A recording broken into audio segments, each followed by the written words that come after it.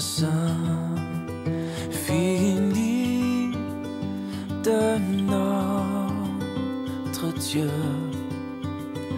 qui un jour m'a sauvé.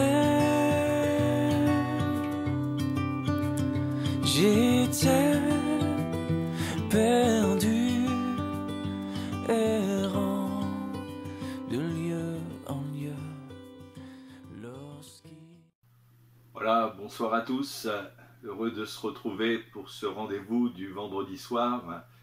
J'aimerais que l'on puisse retenir ce verset qui s'est affiché en introduction, qui se trouve dans l'épître de Paul aux Philippiens, au chapitre 4, verset 19, où Paul, inspiré par le Saint-Esprit, nous laisse une parole qui est une promesse de Dieu et qui doit nous permettre de pouvoir regarder l'avenir avec assurance, avec sérénité. Il écrit « Et mon Dieu pourvoira à tous vos besoins selon sa richesse avec gloire en Jésus-Christ. » J'aimerais pendant quelques instants vous parler de ce Dieu qui est capable de pourvoir à tous nos besoins. C'est important de ne pas l'oublier, et d'autant plus quand on traverse des périodes de disette où certains besoins légitimes font défaut. On vient de passer par une crise sanitaire qui certes n'est pas encore terminée, mais néanmoins la situation semble s'améliorer. Seulement il y a une autre crise qui est en train de prendre de l'ampleur, c'est la crise économique. Il y a des secteurs de l'économie qui ont été sérieusement touchés, beaucoup d'entreprises qui sont en grande difficulté financière, et on parle de centaines de milliers d'emplois qui seraient menacés. Beaucoup ont déjà perdu leur emploi ou sont en chômage partiel avec une diminution importante de leur salaire. Et dans un tel contexte, il ne faut pas qu'on se laisse dominer par la crainte, l'inquiétude, mais il est bon de se souvenir que le Dieu en qui nous avons placé notre confiance est un Dieu qui pourvoit à nos besoins. Et notons bien la formulation de ce verset. Il n'est pas dit que Dieu peut éventuellement pourvoir, mais c'est une affirmation. Paul dit « Mon Dieu pourvoira à tous vos besoins ». C'est une promesse où Dieu s'engage à pourvoir à nos besoins. Et nous le savons, Dieu honore toujours ses promesses. Et le Dieu de Paul, c'est aussi le nôtre. Et c'est pour ça que nous pouvons nous approprier cette promesse d'une manière personnelle et dire avec foi « Mon Dieu pourvoira à tous mes besoins ». C'est une certitude selon sa richesse avec gloire en Jésus-Christ. Alors bien sûr, ça ne veut pas dire pour autant que Dieu est prêt à répondre à toutes nos envies, tous nos désirs, parce qu'il faut faire une différence entre nos réels besoins et nos désirs qui ne sont pas toujours en accord avec les siens. La Bible nous dit que la chair a des désirs contraires à ceux de l'esprit. Dieu ne nous donnera pas forcément tout ce que nous désirons, mais par contre, il s'engage à pourvoir à tout ce dont nous avons réellement besoin, tout ce qui va contribuer à notre bien, et surtout de celui de notre vie spirituelle. Et si nous avons des besoins légitimes au plan physique, familial, matériel, auxquels Dieu est prêt à répondre, soyons toujours conscients que notre plus grand besoin, il est avant tout spirituel. Et je dirais même que le besoin suprême de notre vie, c'est une personne, Jésus-Christ, le Fils de Dieu, dont la Bible nous dit qu'en lui, nous avons tout pleinement. Oui, mes bien-aimés, notre plus grand besoin, c'est de Jésus, c'est de sa personne que nous avons. Il faut nous nourrir de lui, de sa parole, et en nous donnant son Fils unique, oui, Dieu a pourvu.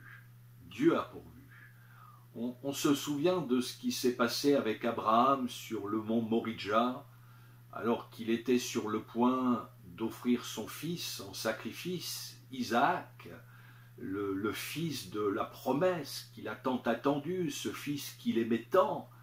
Et alors qu'il allait l'offrir en sacrifice, Dieu l'a arrêté et lui a montré un bélier à offrir à la place d'Isaac.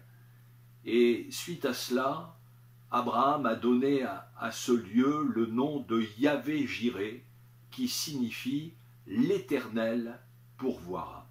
Et ceci annonçait prophétiquement ce qui allait se passer bien des siècles après sur le mont Golgotha.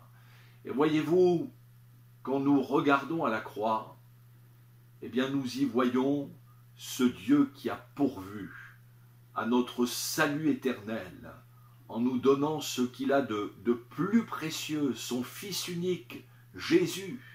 C'est nous qui méritions le châtiment, et c'est lui qui l'a subi à notre place. Oui, Dieu a pourvu au salut de notre âme, il a pourvu à notre rachat. Alors si au plan spirituel, Dieu a pourvu à notre plus grand besoin, alors à combien plus forte raison peut-il pourvoir à tous nos autres besoins? Alors c'est vrai, quand on ne manque de rien, qu'on est dans l'abondance, c'est facile de proclamer que Dieu pourvoit à tous nos besoins. Mais quand on a perdu son travail, quand on touche le strict minimum, même à la retraite, et que déjà au début du mois c'est difficile, que le frigidaire est presque vide, que les factures s'accumulent, là c'est autre chose.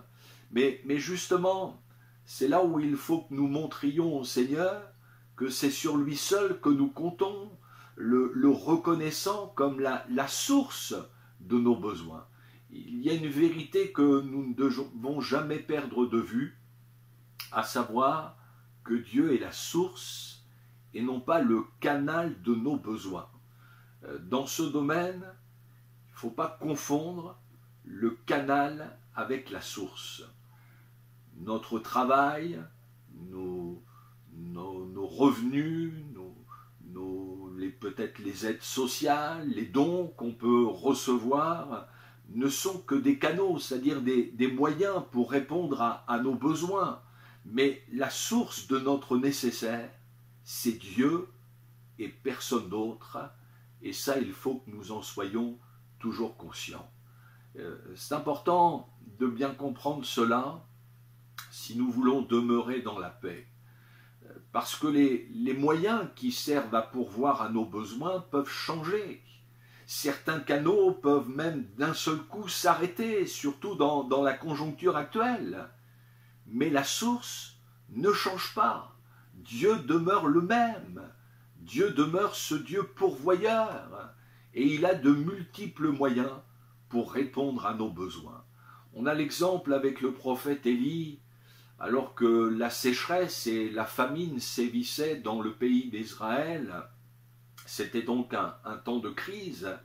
Et Dieu va dire à Élie de se rendre au torrent de Kérit, où là, étonnamment, l'eau continuait à couler, et plus étonnant encore, il va ordonner aux corbeaux de lui apporter matin et soir du pain et de la viande. Et quand on sait comment ces oiseaux sont voraces, on se dit que c'est vraiment miraculeux qu'il n'ait pas mangé cette nourriture. Et alors que la famine sévissait dans tout le pays, Élie, lui, ne manquait de rien. Il a expérimenté cette parole qu'on trouve au psaume 33, verset 19, où il est dit « De ceux qui craignent l'Éternel, que Dieu les fait vivre au milieu de la famine. Oui, croyons-le, même au milieu de la famine, même au milieu d'une crise sans précédent, Dieu est capable de pourvoir aux besoins des siens, de ceux qui le craignent. Seulement, à un moment donné, au torrent de Kérit, ce torrent s'est asséché et c'était permis par Dieu parce que, avec le temps, Élie aurait pu davantage compter sur la bénédiction divine que sur Dieu lui-même. Et parfois, Dieu permet que le torrent tarisse dans notre vie, une santé qui devient défaillante, la perte d'un emploi, une rentrée d'argent qui ne se fait plus, des moyens humains qui font défaut. Il y a des portes qui peuvent se fermer pour que nous apprenions à compter, non pas sur la bénédiction de Dieu, mais sur le Dieu de la bénédiction. Ce n'est pas la même chose. Et si le canal se ferme, la source, elle demeure. Si Dieu avait nourri miraculeusement son prophète au torrent de Kérit, on comprend bien que ce n'était pas pour l'abandonner ensuite. Et si Dieu a pourvu à nos besoins dans le passé, ce n'est pas pour nous abandonner aujourd'hui. Mais quand un canal se ferme, c'est pour que nous apprenions à dépendre uniquement de lui seul. Que nous soyons attachés non pas au don, mais au divin donateur. C'est à lui et à lui seul que nous devons être attachés, que nous devons dépendre. Alors après ce torrent de Kérit, et le prophète Élie va être conduit à Sarepta, chez une veuve. Et c'est étonnant parce que à l'époque, c'est souvent les personnes les plus démunies. D'ailleurs, cette veuve, elle n'avait qu'un peu de farine et de l'huile, juste de quoi faire un gâteau, après c'était la mort. Mais en réponse à sa foi, cette veuve a expérimenté les ressources infinies de Dieu, puisque pendant tout le temps qu'a duré la famine, Dieu a fait en sorte que la farine qui était dans le pot et l'huile dans la cruche ne diminuent pas. La Bible nous dit que pendant longtemps, cette veuve a eu de quoi manger, elle et sa famille, aussi bien qu'Élie. Je pense à ce témoignage d'une chrétienne de l'Assemblée de Rouen qui est maintenant auprès du Seigneur et qui a vécu une expérience un peu similaire. Ça s'est passé lors d'un hiver au cours de la Seconde Guerre mondiale, les années 40, 1940. Elle habitait une maison où elle se chauffait avec un poêle à charbon et elle avait un tas de charbon au fond de son jardin et voilà, tous les jours, elle allait chercher la quantité de charbon nécessaire. Mais étant donné l'occupation allemande, les rationnements, à un moment donné, elle ne pouvait plus se ravitailler en charbon. Et en plus, c'était un hiver particulièrement froid. Mais cette chrétienne qui marchait avec le Seigneur a fait l'expérience que le Dieu d'Élie est toujours le même et qu'il est toujours disposé à faire pour les siens des choses magnifiques. Et le fait est, c'est que bien que n'ayant pas pu se ravitailler en charbon, elle a néanmoins continué tous les jours d'aller au fond du jardin chercher la quantité de charbon qu'elle avait besoin pour se chauffer. Et étonnamment, pendant tout l'hiver, ce tas de charbon n'a jamais diminué. Dieu a pourvu à ses besoins miraculeusement et il est capable d'en faire de même pour nous. Il n'a pas changé et il a une multitude de façons pour pourvoir aux besoins des siens. Et pour revenir au prophète Élie, on s'aperçoit que les moyens pour pourvoir aux besoins d'Élie ont été différents, mais la source est restée la même. Et cette source, c'est Dieu qui ne change pas. Et ça, c'est un principe que nous ne devons jamais perdre de vue si nous ne voulons pas nous laisser envahir par la crainte, la peur de manquer. Oui, on peut traverser des périodes de disette, surtout de nos jours.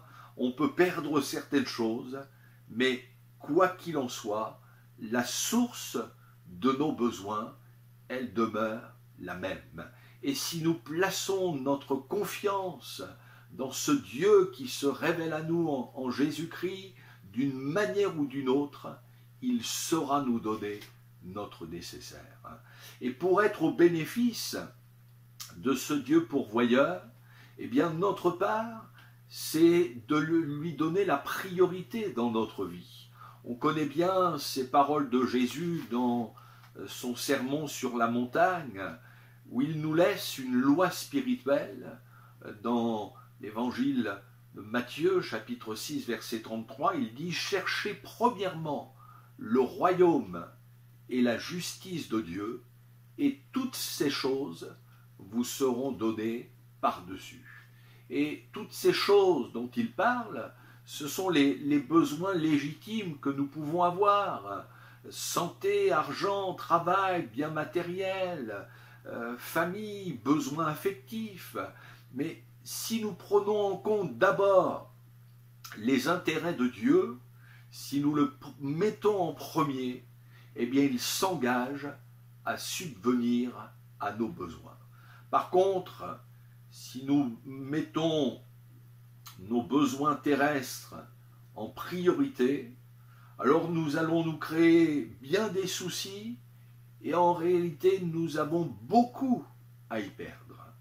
C'est vraiment une loi spirituelle. Si je m'occupe de Dieu, si je lui donne la priorité, Dieu va s'occuper de moi, il s'occupera de mes affaires et même bien mieux que moi. C'est vrai même au niveau de l'offrande. Dans le livre des Proverbes, chapitre 3, verset 9, il est dit « Honore l'Éternel avec tes biens et avec les prémices de tout ton revenu. » C'est-à-dire avec ce qui est en premier, tes prémices. Et si le Seigneur a la priorité dans notre vie, il est normal qu'on lui réserve une part en premier et non pas en fonction de ce qu'il nous reste. C'est vrai qu'on peut se dire, mais si je donne, est-ce qu'il va m'en rester pour vivre? C'est un acte de foi et au travers de notre offrande, on reconnaît que tout nous vient de lui. Et si nous savons l'honorer dans ce domaine, il y a pour nous une promesse d'exaucement. Il est dit, tes greniers seront remplis d'abondance. Si nous sommes généreux, Dieu le sera également avec nous et il fera en sorte que nous manquions de rien. Soyons-en sûrs, Dieu tient ses promesses, c'est un Dieu fidèle. On le voit avec le peuple d'Israël dans le désert. C'est Néhémie dans son livre, chapitre 9, verset 21, qui dans une prière rappellera la grande fidélité de ce Dieu pourvoyeur. Et il dit, mais pendant 40 ans, tu pourvus à leur entretien dans le désert, et ils ne manquèrent de rien. Leurs vêtements ne s'usèrent point, et leurs pieds ne s'enflèrent point. Pendant 40 années dans le désert, Dieu a pourvu miraculeusement à leur entretien.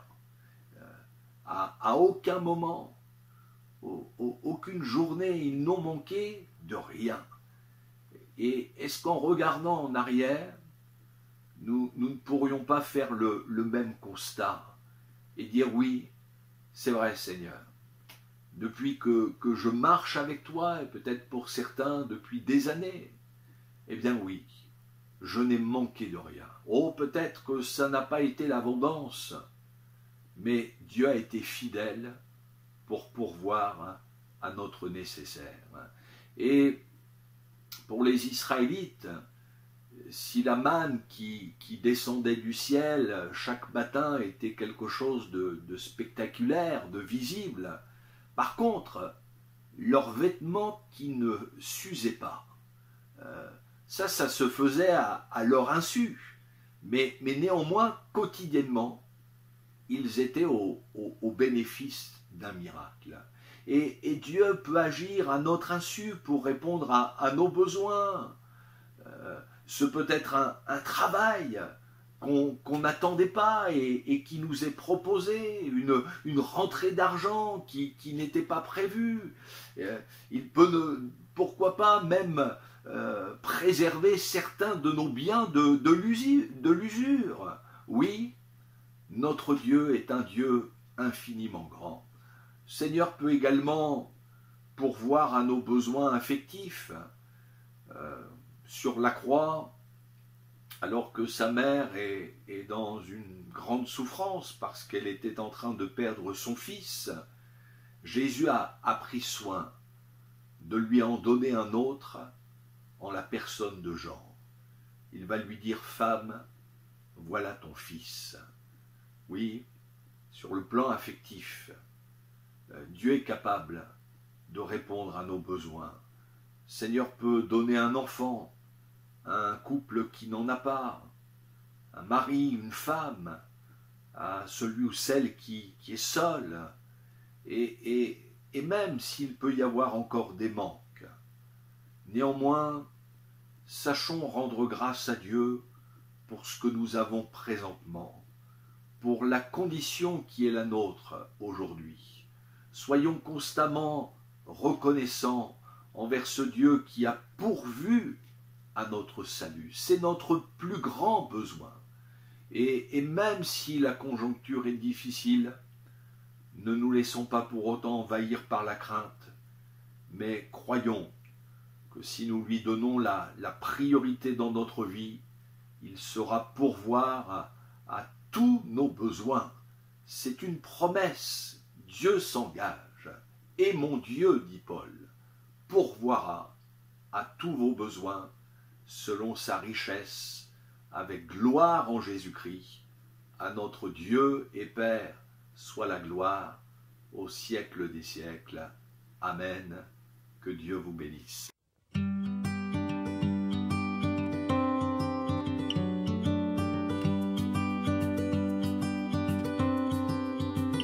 Grâce infinie de notre Dieu qui un jour m'a sauvé. J'étais perdu, errant de lieu en lieu, lorsqu'il m'a retrouvé. Ma vie fut complètement changée au moment où j'ai cru. Depuis ce jour, de tous les dangers, sa grâce m'a secouru.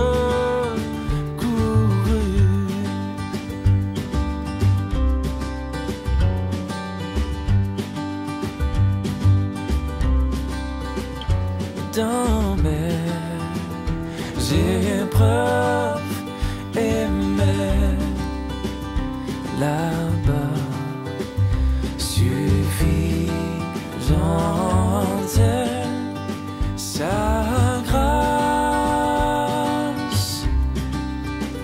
Je peux toujours compter sur sa faveur à chaque, oui, à chaque heure qui passe.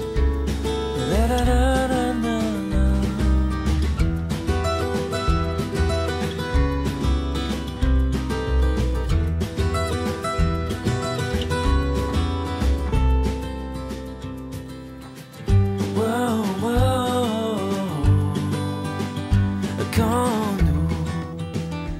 aux autres.